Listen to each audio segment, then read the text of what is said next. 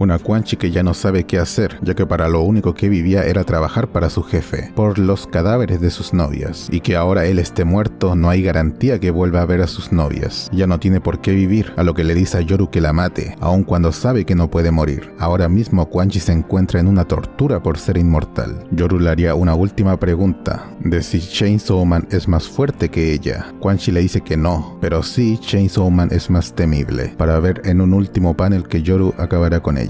No creo que sea el fin de Quan Chi, ya que tiene mucho potencial de desarrollo que ve a futuro, pero eso lo veremos después.